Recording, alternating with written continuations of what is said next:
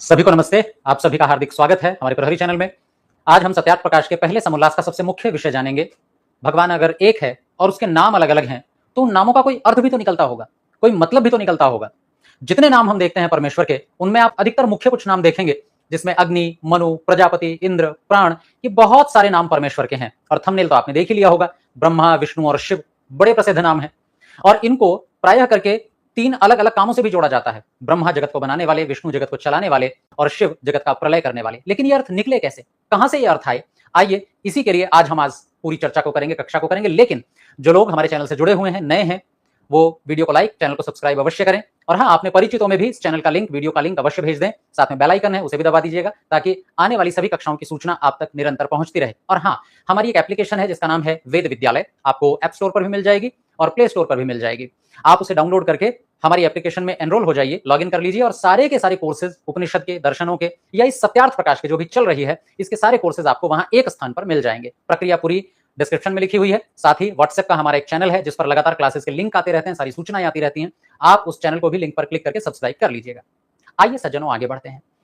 हम एक आध्यात्मिक विषय पढ़ रहे हैं, हम अपनी संस्कृति को जानने का प्रयास कर रहे हैं। क्योंकि एक बड़ी समस्या जो हमारे यहाँ विशेषकर हिंदुओं में जन्म ले रही है कि हम लोग अपने हिंदू धर्म को, वैसे सही शब्दों में कहें तो वैदिक धर्म को, हिंदू तो बिगड़ा हुआ नाम है, अपने वैदिक धर्म को गर्व से देखते तो हैं, चाहते भी हैं कि हम बड़े गर्व से बताएं, लेकिन हमारे पास कोई आधार नहीं होता। कारण क्योंकि हमने शास्त्रों को पढ़ा नहीं होता। इन शास्त्रों को न पढ़ने के पीछे हमारी जो वर्तमान पीढ़ी है, क्या उसकी गलती है? नहीं, परंपरा से हमें पढ़ने को नहीं मिला। पर कोई बात नहीं, अवसर है, सोशल मीडिया है, उसके माध्यम से हम इन सब विषयों को आज पढ़ सकते हैं अपने घर बैठे, अपने मोबाइल पर, अपने लैपटॉप पर। तो आइए सबसे पहले आज ये जानते हैं कि किसी भी शब्द का, चाहे वो भगवान का नाम है या किसी का भी नाम है, वो कोई शब्द होगा, उस शब्द का अर्थ आखिर निकलता कैसे है या वो शब्द बनता कैसे है। तो इसके लिए सबसे पहले हम जान लेते हैं संस्कृत व्याकरण की दो चीजें। पहली होती है धातु और दूसरी होती है प्रत्यय। धातु अर्थात संस्कृत का कोई भी शब्द जिस मूल शब्द से बना हुआ है उसे धातु कहते हैं। फिर उस धातु में एक प्रत्यय लगाया जाता है और उस प्रत्यय से थोड़ा सा अर्थ में बदलाव हो जाता है। जैसे उदाहरण के रूप में एक शब्द हम प्रयोग करते हैं कर्ता। कर्ता का अर्थ होता है करने वाला। अब इसमें दो चीजें आपको अनिवार्य रूप से मिलेंगी, पहली धातु और दूसरी प्रत्यय। कर्ता शब्द में धातु है क्री और प्रत्यय है त्रिच। आप में से जो लोग व्याकरण नहीं पढ़े हैं, संस्कृत को नहीं जानते हैं, सरल भाषा में समझ लीजिए। फिर आगे जब हम हर नाम का अर्थ पढ़ेंगे तो बहुत रुचिकर आपके लिए होगा, एक नई जानकारी आपके लिए होगी कि अंततोगत्वा ये अर्थ निकला कैसे, आपको पता रहेगा। तो पहले होती है धातु, फिर होता है प्रत्यय। कर्ता शब्द में क्री धातु है और इस क्री धातु से बहुत सारे शब्द बनते हैं, जैसे कर्ता, कारक, क्रिया, करण, ये बहुत सारे शब्द बनते हैं। लेकिन इन शब्दों का सबका अलग अलग अर्थ रहेगा। जैसे कर्ता का अर्थ होगा करने वाला, पर करना शब्द जरूर जुड़ा रहेगा, सब में करना ये अवश्य रहेगा। तो कर्ता करने वाला, ऐसे ही क्रिया जो की जा रही है, ऐसे ही करण अर्थात किसी कार्य को करने की प्रक्रिया। ऐसे बहुत सारे अलग अलग बनते जाएंगे अर्थ, नए नए शब्द बनते जाएंगे। पर ये अलग अलग अर्थ कैसे बन गए? ये बनते हैं प्रत्यय के कारण। मानो इसमें त्रिच प्रत्यय लगा हुआ है तो इसका अर्थ होगा करने वाला। जैसे कर्ता करने वाला, हरता हरने वाला, ऐसे ही उद्गाता गाने वाला, भोक्ता भोगने वाला, ज्ञाता जानने वाला, वक्ता बोलने वाला, वाला वाला लगता जाएगा। लेकिन मूल जो क्रिया है करना, वो नहीं टूटेगी। जैसे एक सरल सा शब्द है, पठ धातु है और उसमें प्रत्यय लगाते जाइए, पाठक पढ़ने वाला, पठनम माने पढ़ने की क्रिया। ऐसे ही बहुत सारे शब्द इससे बनते जाएंगे, लेकिन मूल शब्द, मूल जो अर्थ है पढ़ना, वो नहीं बदलेगा। इसे कहते हैं हम धातु। और ऐसे संस्कृत के हर शब्द में आपको कोई ना कोई धातु मिलेगी जिससे उसका अर्थ तय होता है। अब आइए हम चलते हैं परमेश्वर के नामों पर। परमेश्वर के नाम जिन्हें हम आरतियों में, जिन्हें हम भजनों में, जिन्हें हम सत्संग में लेते हैं। और कई बार हम कहते हैं कि जी भगवान का नाम तो लेते हैं, संगीत से जुड़ जाते हैं, पर भावना नहीं बन पाती। संगीत में जो कह रहे हैं बस वो कहना हमें समझ में आता है, लेकिन इस नाम के पीछे गहराई क्या है? भगवान का हम ये नाम लेकर भगवान को क्यों पुकारते हैं? क्या कारण है उसका? हमारी वास्तविक प्रार्थना क्या होनी चाहिए? ये तब पता चलेगा जब उस शब्द का अर्थ पता होगा, उस नाम का अर्थ पता होगा। तो आइए हम भगवान के सबसे पहले नाम का अर्थ जानते हैं, जो कि सत्यार्थ प्रकाश में सबसे पहले दिया हुआ है, और वो है पुरुष। पुरुष शब्द में आप यदि देखेंगे तो पुरह शब्द के साथ कुशन एक प्रत्यय लगाया हुआ है। बहुत डिटेल में नहीं जाएंगे, लेकिन सामान्य अर्थ समझेंगे। पुरह का अर्थ होता है सामने। तो जो सामने सामने आगे आगे बढ़ता रहता है, जो आगे ही आगे रहता है। और इसके लिए ईशोपनिषद में बड़ा अच्छा सा एक मंत्र आता है कि आप कहीं भी जाइए, परमेश्वर आपको पहले मिलेगा। वहां से हम वहां पहुंचेंगे, उससे पहले परमेश्वर वहां पर है। जहां कहीं भी जाएंगे परमेश्वर हमसे पहले उपस्थित होगा, क्योंकि वो सर्वव्यापक है। और इस शब्द को बताने वाला पुरुष है। पुरुष शब्द इस अर्थ को बताता है। लेकिन पुरुष शब्द के और भी अर्थ हैं, जैसे पुरम अर्थात शरीरम, शरीर को भी पुरा कहते हैं, और इस शरीर में जो रहता है, सोता है, उसे पुरुष कहते हैं महाभारत के अनुसार। अगर आप देखेंगे तो योग दर्शन जो कि महर्षि पतंजलि जी ने लिखा है, उसमें परमेश्वर का एक नाम बताया गया है और उसकी पहचान भी बताई गई है। और ईश्वर की पहचान बताते हुए महर्षि पतंजलि जी कहते हैं, क्लेश कर्म विपाक आशय अपरामृष्ट पुरुष विशेष ईश्वर। वहां पतंजलि जी परमेश्वर को पुरुष विशेष कहते हैं, यानी एक विशेष पुरुष, अर्थात परमेश्वर का नाम पुरुष है। ये केवल ऋषि दयानंद सरस्वती जी ने नहीं लिखा, बल्कि महर्षि पतंजलि जी भी कहते हैं कि परमेश्वर का नाम पुरुष है। क्यों पुरुष है? क्योंकि वो शरीर में जैसे हम निवास करते हैं, वैसे ही परमेश्वर इस ब्रह्मांड रूपी शरीर में निवास करता है। क्या पहचान बताई योग दर्शन में पुरुष की? तो कहा क्लेश कर्म विपाक आशय ही अपरामृष्ट। अपरामृष्ट मतलब इनसे अलग। किन चीजों से अलग है परमेश्वर? क्लेशों से अलग है। क्लेश अर्थात जो हमें दुख देते रहते हैं, अविद्या, अस्मिता, राग, द्वेष, अभिनिवेश, हमारी गलत जानकारियां, अहंकार, अपने बुद्धि को ही आत्मा समझ लेना, राग, किसी से बहुत अधिक स्नेह करने लगना, द्वेष, किसी से बचने का प्रयास करना, अभिनिवेश, मृत्यु से लगातार डरते रहना।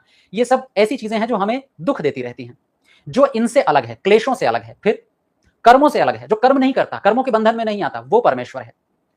विपाक, जो कर्म का फल नहीं भोगता, कर्म का फल उसको कभी मिलता ही नहीं, क्योंकि परमेश्वर कर्म ही नहीं करता। और फिर जब भी हम कोई कर्म करते हैं तो उसके संस्कार बनते हैं। बहुत सरल भाषा में कहें तो आदत पड़ जाती है, स्वभाव बन जाता है। तो जो संस्कारों से भी अलग है, जिसे कभी आदत नहीं बनती, ऐसा पुरुष ईश्वर कहलाता है। तो यानी पुरुष ईश्वर का एक नाम है। अर्थ क्या है उसका? जो आगे आगे रहता है, या फिर जो इस ब्रह्मांड रूपी शरीर में निवास करता है। ऐसे ही परमेश्वर का एक और नाम है अग्नि। किसे कहते हैं अग्नि? बहुत प्रचलित शब्द है, और अगर वेद का आप पहला मंत्र पढ़ेंगे तो वहां पर भी आपको पहला शब्द परमेश्वर के लिए अग्नि ही मिलेगा, जिसमें परमेश्वर को संबोधन किया गया है कि हे परमेश्वर, अर्थात अग्नि कहा गया है वहां परमेश्वर को। अग्निमीड़े पुरोहितम यज्ञस्य देव मृत्युजम। हम अग्नि परमेश्वर की उपासना करते हैं। पर परमेश्वर का नाम अग्नि क्यों है? कैसे पड़ा परमेश्वर का नाम अग्नि? क्यों पड़ा? क्या अर्थ निकलता है? तो दरअसल अग्नि शब्द बना है अगि धातु से। अगि धातु का अर्थ होता है गति करना, और गति शब्द जहां भी आ जाए तो उसके तीन अर्थ अपने आप हो जाते हैं। जान, जानना अर्थात किसी चीज के बारे में जानकारी लेना, गमन, वहां पर पहुंच जाना, और प्राप्ति, उसे पा लेना। तीनों का लगभग एक ही अर्थ है। किसी को समझ लेना, किसी तक पहुंच जाना, या किसी को पा लेना, ये सब गति शब्द के अर्थ हैं। और यही अगि धातु का भी अर्थ है। यानी अगि धातु से ही अग्नि शब्द बना है, तो अग्नि शब्द के यही अर्थ होंगे। अर्थात परमेश्वर पहुंचा हुआ है, परमेश्वर ने सब कुछ जाना हुआ है, या परमेश्वर ने सब कुछ पाया हुआ है। और इसीलिए ऋषि दयानंद सरस्वती जी भी अग्नि शब्द का अर्थ करते हैं स्वप्रकाश होने से अग्नि। अर्थात परमेश्वर सब जगह पहुंचा हुआ है, प्रकाशित है, हर स्थान पर पहुंचा हुआ है, सबको पता चलता है। जिस भी व्यक्ति ने संसार में जन्म लिया है, परमेश्वर उससे दूर नहीं है। और यदि देखना भी चाहें तो इन आंखों से तो नहीं, पर बुद्धि की आंखों से, आत्मा की आंखों से परमेश्वर दिखाई देता है। इसलिए परमेश्वर का नाम अग्नि है। फिर अगला शब्द, अगला नाम परमेश्वर का मनु। मनु वैसे तो हम मनुस्मृति के नाम से जानते हैं। मनुस्मृति के जो रचयिता है वो महर्षि मनु है, लेकिन महर्षि मनु का भी नाम किसी अर्थ के कारण पड़ा होगा ना। और ये मनु शब्द हम परमेश्वर के नाम के रूप में क्यों लेते हैं? क्यों परमेश्वर का नाम मनु है? इसलिए क्योंकि मनु शब्द बना है मन धातु से, और मन धातु का अर्थ होता है मनन करना, सोचना, चिंतन करना, बिना सोचे कोई कार्य ना करना, बुद्धि होना, समझ होना। जिसके पास बुद्धि है, जिसके पास समझ है, जिसके पास मनन करने की शक्ति है, जो विश्लेषण कर सकता है, उसे हम मनु कहते हैं। इसलिए जब हम परमेश्वर को मनु नाम से पुकारते हैं तो हम यही अर्थ करते हैं कि हे परमेश्वर, आप बुद्धिमान हैं, आपके अंदर समस्त जानकारियां हैं, आप सबसे अधिक समझदार हैं, मनन करते हैं, चिंतन करते हैं, आप बहुत सोच समझ कर कार्य करते हैं, आपके कार्य में कभी कोई कमी नहीं आ सकती। एक शब्द बोलने पर इतनी सारी भावनाएं परमेश्वर के प्रति अनायास प्रकट हो जाती हैं मनु शब्द से। अगला परमेश्वर का नाम प्रजापति, बहुत सुना हुआ है। प्रजापति परमेश्वर को क्यों कहते हैं?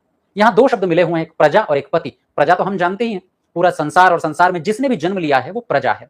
जैसे राजा की जनता उसकी प्रजा कहलाती है, ऐसे ही संसार में जितने जीव जंतु, कृमि, कीट, पतंगे हैं, वो सब परमेश्वर की प्रजा है। पेड़ पौधे तक भी प्रजा है।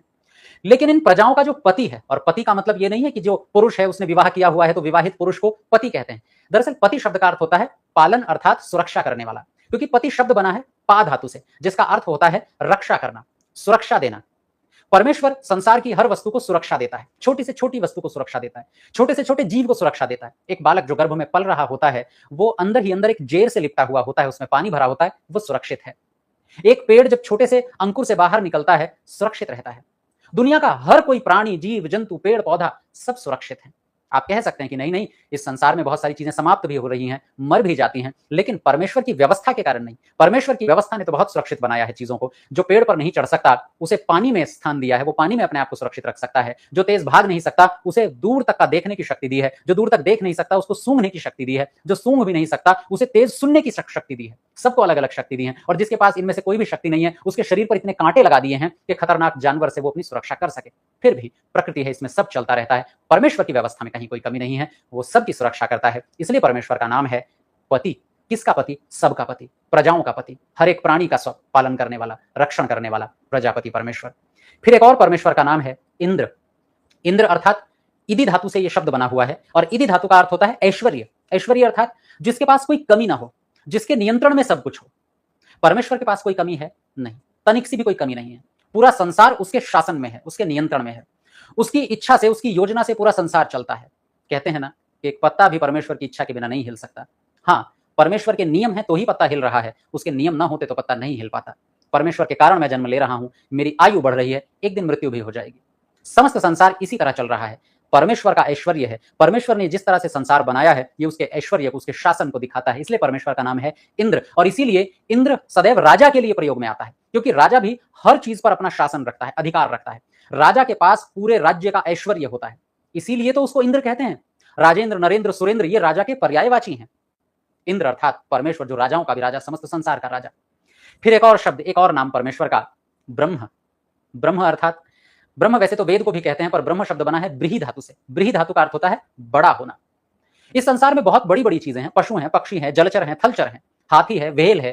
पहले कहा जाता था कि डायनासोर भी हैं, जो बड़े प्राणी हैं। और हम देखते हैं तो जड़ वस्तुओं में पहाड़ बहुत बड़े बड़े दिखाई देते हैं, समुद्र बहुत बड़ा है, लेकिन समुद्र जिस पृथ्वी पर है वो उससे भी बड़ी है। ये पृथ्वी जिस सौर मंडल का हिस्सा है, उस सौर मंडल का केंद्र सूर्य उससे भी बड़ा है, उससे भी बड़ी आकाश गंगा है। लेकिन इन सबसे बड़ा कौन? अरे जो इसको चला रहा है, जिसने ये बनाया है, तो जो सबसे बड़ा है वो ब्रह्म है। इसलिए ब्रह्म परमेश्वर का एक नाम है। तो जब हम परमेश्वर को ब्रह्म नाम से पुकारते हैं, पर ब्रह्म परमेश्वर तुम सबके स्वामी, आरती गाते हैं ना हम, जय जगदीश हरे, ओम जय जगदीश हरे, पार ब्रह्म परमेश्वर तुम सबके स्वामी। यानी परमेश्वर पार ब्रह्म है। लेकिन जब हम इस शब्द को बोले ना, तो केवल हाथ जोड़ करके झूमना नहीं है। जब पर ब्रह्म शब्द हम बोलें तो ये भाव मन में चलने चाहिए कि परमेश्वर आपसे बड़ा कोई नहीं है। कोई आपके नियमों का उल्लंघन नहीं कर सकता, आपकी शासन व्यवस्था से कोई बच नहीं सकता। कोई भी व्यक्ति पाप करके और यूं ही निकल जाए, हो नहीं सकता। अपने पापों का फल, सजा भुगतनी ही पड़ेगी। इसलिए हे परमेश्वर, मैं कभी भी कोई अपराध न करूं, कोई पाप, कोई दुराचार न करूं। आइए अगले शब्द पर चलते हैं।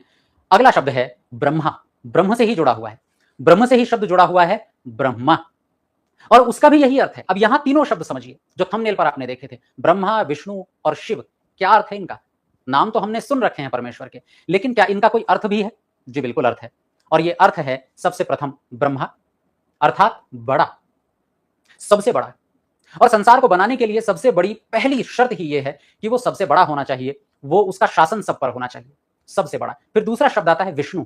विष्णु को हम कहते हैं संसार को चलाने वाले हैं, पर कोई अलग से नहीं है, कोई अलग से कोई व्यक्तित्व नहीं है, बल्कि वो परमेश्वर ही है। परमेश्वर की एक शक्ति है विष्णु। विष्णु शब्द बना है विष धातु से। विष धातु का अर्थ होता है व्यापक होना, हर स्थान पर पहुंचा हुआ होना। यानी जब संसार को चला रहे हैं परमेश्वर, तो उनके अंदर एक गुणवत्ता है कि वो हर स्थान पर व्यापक हैं। व्यापक तो वो प्रलय के समय में भी रहेंगे, व्यापक तो वो संसार के निर्माण के समय में भी रहेंगे, लेकिन संसार को वर्तमान में चलाने के लिए सबसे बड़ी गुणवत्ता है व्यापक होना, उनका हर स्थान पर पहुंचा हुआ होना। अगर समुद्र चल रहा है, हवा बह रही है, सूर्य घूम रहा है, धरती घूम रही है, ये सब चीजें अपने अपने नियमों से चल रही हैं, तो वहां परमेश्वर का अस्तित्व होना आवश्यक है। और इसीलिए परमेश्वर का एक नाम है विष्णु, और इसीलिए इस विष्णु शब्द को हम जोड़ते हैं परमेश्वर के संसार को चलाने की व्यवस्था से, कि देखो परमेश्वर संसार को चलाने वाले हैं, इसलिए उनका नाम विष्णु है। अलग से कोई नहीं है व्यक्ति, बस परमेश्वर का एक नाम है। और अगला एक नाम आता है शिव। वैसे तो रुद्र पहले है, पर पहले हम शिव को समझ लेते हैं, क्योंकि श्लोक में, संसार में ब्रह्मा, विष्णु, शिव तीनों एक साथ नाम लिए जाते हैं, और शिव और रुद्र पर्यायवाची के रूप में भी आते हैं। यानी शिव का ही एक नाम रुद्र भी है। क्यों है रुद्र नाम, क्यों है शिव नाम, दोनों को समझ लेते हैं। पहले शिव को समझते हैं। शिव शब्द बना है शी धातु से, अर्थ होता है सोना। कमाल की बात है, शिव धातु, शिव शब्द जिस धातु से बना है उस धातु का अर्थ होता है सोना, शी धातु। तो शिव को सोने वाला कहा जाए फिर? नहीं। दरअसल यहां सोना, जिस तरह से हम सो जाते हैं ना, रात को थक करके सुबह उठ जाते हैं, वैसा वाला सोना अर्थ नहीं है, बल्कि यहां सोने का अर्थ है सुषुप्ति अवस्था। जैसे हमने ओम का अर्थ समझते हुए, ओम का अर्थ जानते हुए एक टर्म पढ़ी थी, हमने एक सिद्धांत जाना था कि जब ये संसार बन रहा होता है तो वो संसार की जागृत अवस्था होती है, बनकर के चल रहा होता है तो वो स्वप्न अवस्था होती है, और जब संसार का प्रलय होता है तो वो सुषुप्ति अवस्था होती है। उसी सुषुप्ति को यहाँ सोना कहा गया है।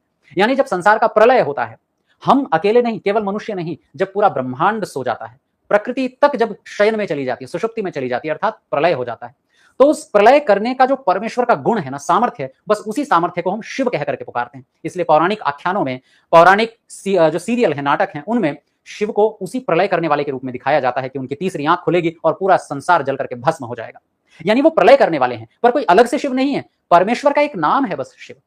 वो एक ही सत्ता है, आइडेंटिटी एक ही है, बस उसकी एक गुण है, उसकी एक विशेषता है कि वो संसार का प्रलय कर देते हैं। और जब वो संसार का प्रलय करते हैं, यानी संसार को सुला देते हैं, तो उस समय उनका एक नाम उभर कर आता है, उसे हम शिव कहते हैं। और इस शिव का एक और अर्थ है कल्याण करना, यानी सोना, शांति, कल्याण या प्रलय, कि जब संसार का प्रलय होता है तो शांति हो जाती है।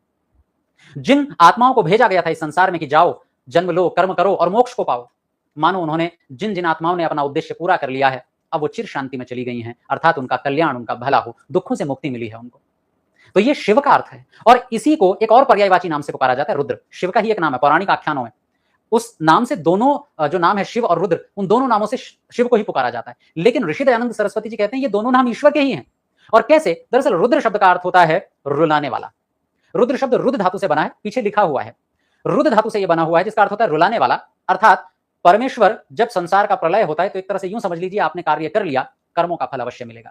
मान लीजिए मैंने जन्म लिया है और एक ना एक दिन मेरी मृत्यु होगी, तो वो मेरी मृत्यु मेरी प्रलय है, शिव।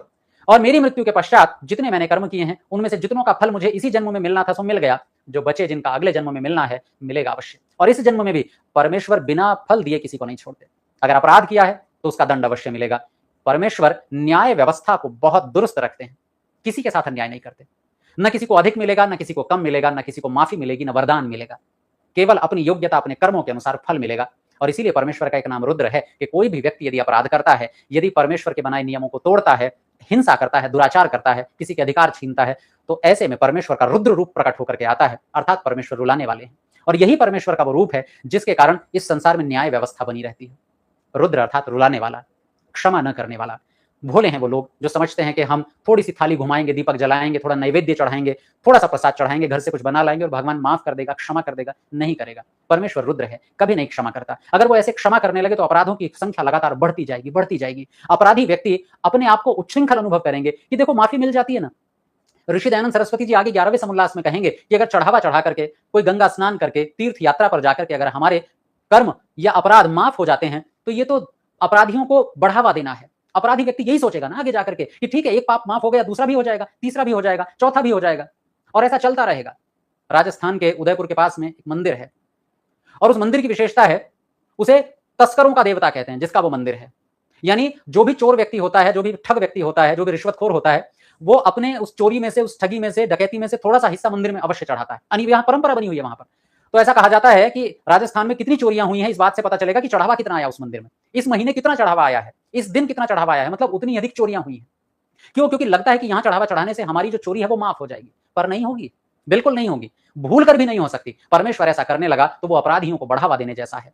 और जिनके यहाँ चोरी हुई है उनका क्या, उनके साथ अन्याय हो गया है।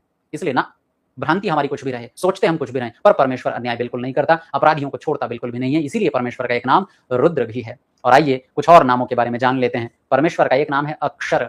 अक्षर, अक्षर में अ को अलग निकाल दीजिए, क्षर को अलग कर दीजिए, तो अर्थ जल्दी समझ आ जाएगा। वैसे तो अक्षर हम कहते हैं अ आ ई उ, अल्फाबेट को अक्षर कहते हैं। उन्हें क्यों अक्षर कहते हैं, इसके लिए हम कभी संस्कृत भाषा की जब कक्षा लेंगे तो आपको अवश्य बताएंगे। लेकिन अभी यूं समझ लीजिए, क्षर शब्द का अर्थ होता है जो समाप्त नहीं होता, क्षमा कीजिए, जो समाप्त हो जाता है। दरअसल क्षर धातु से यह शब्द बना है जिसका अर्थ होता है रिसना, धीरे धीरे रिसना। मान लो एक घड़ा है और उस घड़े में एक छोटा सा छिद्र है, उसमें से लगातार पानी टपक रहा है, उसे ही कहते हैं रिसना, क्षरण होना। कोई दीवार है, दीवार में से लगातार मिट्टी गिर रही है, प्लास्टर गिर रहा है, उसे हम कहते हैं झड़ना, क्षरण होना। यानी जब कोई चीज धीरे धीरे नष्ट हो रही है, धीरे धीरे मर रही है, उसे ही कहते हैं क्षय होना, नष्ट होना। लेकिन परमेश्वर क्या कभी क्षय होता है, मरता है, कम होता है? नहीं। इसलिए उसके आगे अ लगा दिया, अ माने नहीं। जो कभी कम नहीं होता, कभी रिश्ता नहीं है, कभी नष्ट नहीं होता, उसे कहते हैं अक्षर। जिसका कभी विनाश नहीं होता, जो सदैव एक रस रहता है, सदैव जीवित रहता है, सदैव जिसका अस्तित्व रहता है, उसे अक्षर कहते हैं। परमेश्वर भी अक्षर है। परमेश्वर कभी मरता नहीं है, परमेश्वर में कभी कोई कमी नहीं आती, परमेश्वर में धीरे धीरे कोई रिसाव नहीं होता, इसलिए परमेश्वर को अक्षर कहते हैं। वो जैसा आज है वैसा कल है, जैसा कल है वैसा परसों है, जैसा परसों है वैसा ही सृष्टि के प्रलय के बाद भी है, और सृष्टि के जन्म के पहले भी वैसा ही था। परमेश्वर अनादि अनंत ऐसा ही रहेगा, एक रस रहेगा। अक्षर कभी नष्ट नहीं होगा, कभी मरेगा नहीं। अगला नाम परमेश्वर का स्वराट। स्वराट, स्वराट शब्द में बाद में एक शब्द है राट। राट शब्द को राज से समझ लीजिए। जैसे एक राजा होता है, राजा का राज्य होता है, और जब राजा राज्य को चलाता है उसे कहते हैं राज करना। वो राज दरअसल इसी राट शब्द से बना है। ट को ज हो जाता है, बस ट ज में बदल जाता है, तो राट का राज हो जाता है। अब समझ जल्दी आ जाएगा। यह शब्द बना है राजरी धातु से। राजरी धातु का अर्थ होता है चमकना, प्रकाशित होना। यानी जो व्यक्ति पूरे राज्य पर चमका हुआ है, वो जनता को जाने न जाने पर जनता को वो दिखाई देता है, जनता की नजर उस पर रहती है, उसे कहते हैं राजा। जब वो सिंहासन पर बैठता है तो जनता के हर व्यक्ति को दिखाई देता है, हर व्यक्ति को चमकता है, हर व्यक्ति के परिचय में होता है, इसलिए उसे राजा कहते हैं। और वो राजा केवल आंखों से नहीं दिखाई देता, अपने नियमों से दिखाई देता है। जब किसी पर कर लगाया जाता है तो राजा की याद आती है, जब किसी की जान बचाई जाती है पुलिस व्यवस्था के द्वारा तो राजा की याद आती है, जब हमारी छोटी छोटी आवश्यकताओं की पूर्ति होती है तो हमें राजा के अस्तित्व का पता चलता है, जब विश्व में चल रहे युद्ध के बीच भी हमें अपने देश में हमारी मौलिक आवश्यकताएं पूरी होती हुई दिखाई देती हैं तो हमें राजा के अस्तित्व का पता चलता है। उसे ही कहते हैं चमकना। और इसमें एक शब्द और जोड़ दीजिए, स्व। स्व मतलब जो स्वतः चमकता है, और ऐसा तो केवल परमेश्वर राजा ही हो सकता है, जिसको देखने के लिए आंखों की आवश्यकता नहीं है, जिसे देखने के लिए टॉर्च की आवश्यकता नहीं है, जिसको देखने के लिए किसी और माध्यम की आवश्यकता नहीं है। परमेश्वर स्वयं प्रकाशित है। परमेश्वर का बनाया हुआ संसार परमेश्वर की गवाही दे रहा है, परमेश्वर के बारे में बता रहा है, उसे प्रकाशित कर रहा है कि है परमेश्वर, जिसको कहते हैं ना जर्रे जर्रे में बसा हुआ है, एक एक कण में परमेश्वर बसा हुआ है। कैसे पता चलेगा? ये पूरा संसार जिस तरह से लगातार चल रहा है, पेड़ पौधे, नदी, समुद्र, हवा, पानी, ये सब बता रहे हैं कि परमेश्वर है, कोई ना कोई तो है। जब एक छोटे से बच्चे का जन्म मां के गर्भ से होता है तो ये जन्म लेने की प्रक्रिया बताती है कि कोई तो है जन्म देने वाला। हर चीज, हर एक घटना परमेश्वर को बता रही है। परमेश्वर स्वयं प्रकाशित है, परमेश्वर को देखने के लिए किसी माध्यम की आवश्यकता नहीं है। स्वयं राजते इति स्वराट, जो स्वयं अपने आप में प्रकाशित है। इसलिए ऋषि दयानंद सरस्वती जी ने स्वराट शब्द का अर्थ भी लिखा है, और वो स्वराट शब्द का अर्थ लिखते हुए कहते हैं स्वयं प्रकाश स्वरूप। और अगला परमेश्वर का नाम है कालाग्नि। कालाग्नि में दो शब्द हैं, काल और अग्नि। काल कहते हैं समय को, समय जो चीजों को धीरे धीरे धीरे धीरे गिरा रहा है, नीचे गिरा रहा है। जैसे हमारी आयु है, हम कहते हैं आयु बढ़ रही है, नहीं, आयु गिर रही है, कम हो रही है। अरे औसत 100 वर्ष 90 वर्ष की आयु लेकर के आए थे, 30 वर्ष निकाल लिए हैं, बचे कितने? लगभग 80 90 80 भी नहीं, 70 वर्ष, 70 भी तब जब 100 वर्ष की आयु मानेंगे, नहीं तो 50 60 वर्ष ही बचे बस। तो आयु कम हुई कि बढ़ी? कहते तो हैं आयु बढ़ रही है, बढ़ नहीं रही है बंधु, कम हो रही है। और इसीलिए जिस कारण से आयु कम हो रही है उस कारण को कहते हैं काल। काल शब्द का अर्थ ही है लगातार गिरना, गिराते रहना, कम करते रहना चीजों को, समय को कम करते रहना। समय काल एक ही बात है। और अग्नि शब्द का अर्थ है गति करना, अर्थात जो काल पर भी गति करे। कहते हैं ना काल की भी सवारी कर दे। जो घोड़ा अपने दोनों पैर उठा करके अगर हमें मारने लगे तो गिरा देगा नीचे, लेकिन वो जो उस घोड़े की भी सवारी कर ले, उसे भी अपने अनुसार चला ले, ऐसा ही परमेश्वर। काल सबको बांधे हुए है, काल ने सबकी आयु को निर्धारित कर रखा है, सबकी आयु को नीचे गिराता जा रहा है, पर एक परमेश्वर है जो काल के भी ऊपर गति करता है, काल पर भी सवार है, जो काल जिसका कुछ नहीं बिगाड़ पाता। इसलिए ऋषि अर्थ करते हैं कालाग्नि का, कि क्योंकि प्रलय में सबका काल, और काल का भी जो काल है, प्रलय में सबका काल आता है, सबका समय आता है, सब गिर जाते हैं, सब मृत्यु को पा जाते हैं, लेकिन जो उस काल में भी अकाल बना रहे, अकाल मूर्त। सिख जो समुदाय है जब वो प्रार्थना करता है तो वो बोलता है अकाल मूर्त। अरे जो काल से परे है, जो कभी गिरता नहीं है, मरता नहीं है, जो कभी मिटता नहीं है, क्योंकि वो काल के भी ऊपर सवार है, काल पर भी गति करता है, कालाग्नि। इसलिए ऋषि लिखते हैं जो काल का भी काल है, काल भी जिसके नियंत्रण में चलता है वो परमेश्वर। ऐसे परमेश्वर के ये नाम जब हम इनको प्रार्थनाओं में, जब हम इनको आरतियों में, जब हम इनको सत्संगों में गाएं तो इन शब्दों के अर्थ पता रहे, भावनाएं गहरी होंगी, परमेश्वर के प्रति श्रद्धा और अधिक बढ़ेगी। ये श्रद्धा हमारी इसी प्रकार बढ़ती रहे, यही प्रार्थना है। आज की चर्चा को हम यही विराम दें।